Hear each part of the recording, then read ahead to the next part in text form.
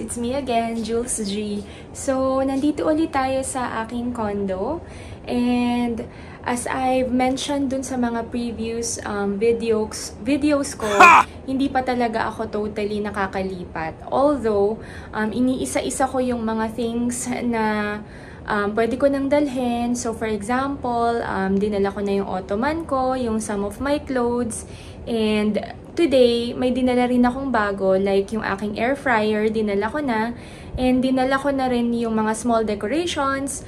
Plus, meron pa pala ako isang dinala, yung aking ipapakita later, which is yung aking whole body mirror. So, dun sa previous vlog ko, na-mention ko rin na meron akong mga na-purchase na sa Shopee or Lazada. Small things lang siya, na for me is very useful na. Kasi baka mahirapan akong mag-purchase online dahil dun nga rin, sinabi ko rin sa previous vlog ko na yung deliveries ngayon dito sa condo is wala pang ganun talagang ka-organized na system.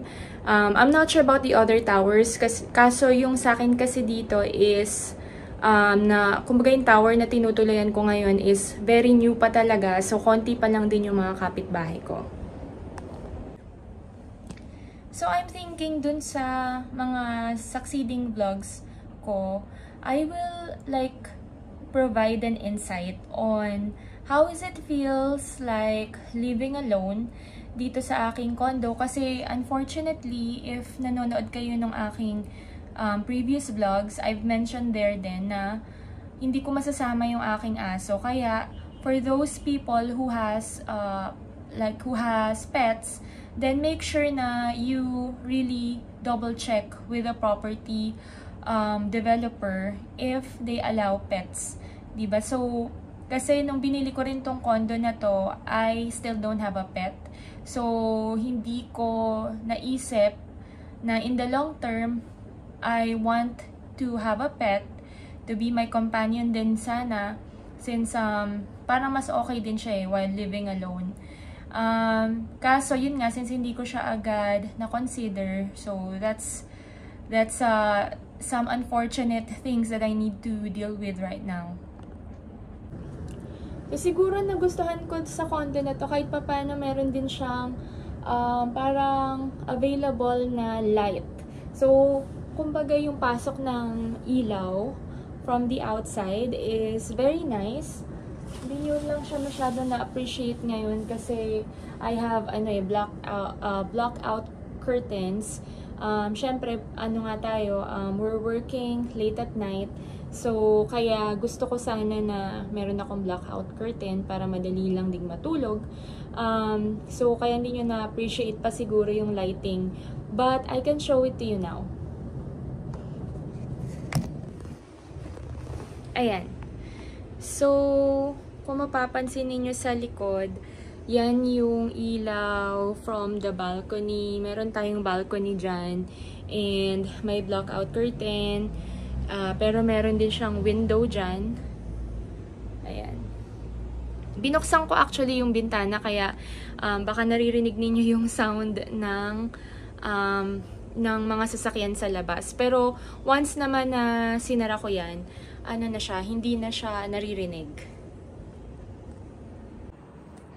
So, ito nga pala yung, ito pa pala, no, hindi ko na-mention kanina, yung aking rug from my rental condo. And pasensya na medyo magulo pa yung aking kitchen. Kasi yan pala yung mga dinala ko. So anyways, this one is from the US din. Dinala ko na siya dito kasi for sure magkakalat ako ng tubig dyan pag nagluluto. So, I think this one is good quality kaya dinala ko. This one is from the US din nga pala.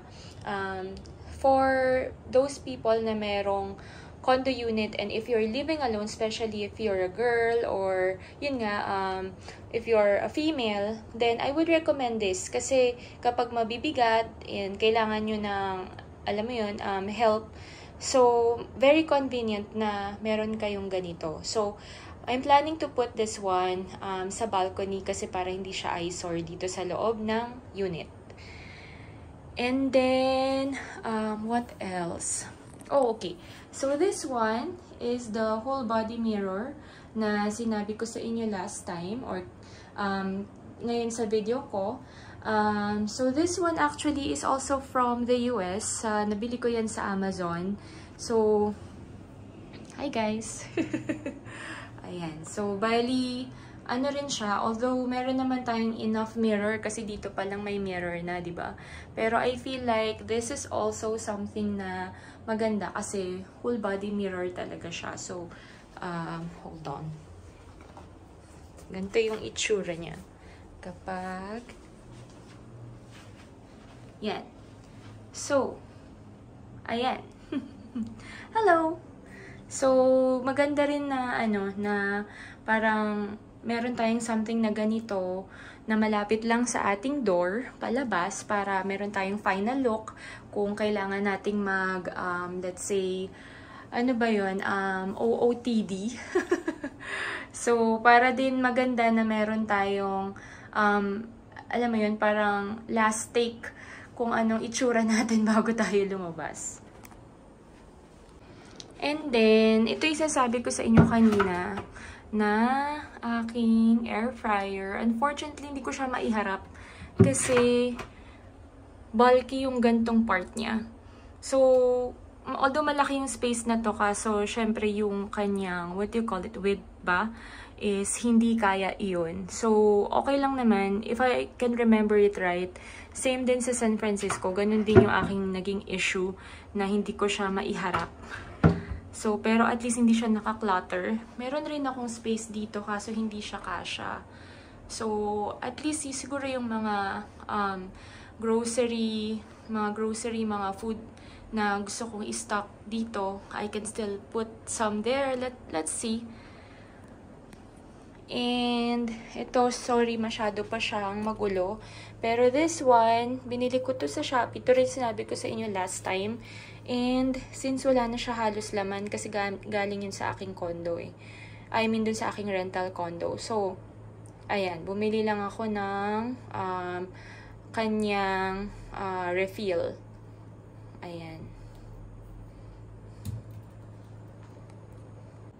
Naisip ko lang baka gusto nyong makita kung ano na yung nangyari nung sa nilagay natin dito last time.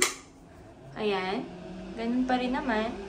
And then, yung dito sa loob, which is sinabi ko rin to sa inyo last time. Ayan. Konti pa lang na may naman yan. Okay. So, yun pa lang naman actually yung mga kumbaga yung mga nadala natin dito, yun yung mga current changes dito sa condo. So, I'm hoping na mas maayos ko pa to. Pero, I'm being very cautious din. And, I'm trying to make sure na hindi makaklog yung, or hindi naman parang ma-overwhelm yung spaces ko dito kasi super liit nga lang nung aking space.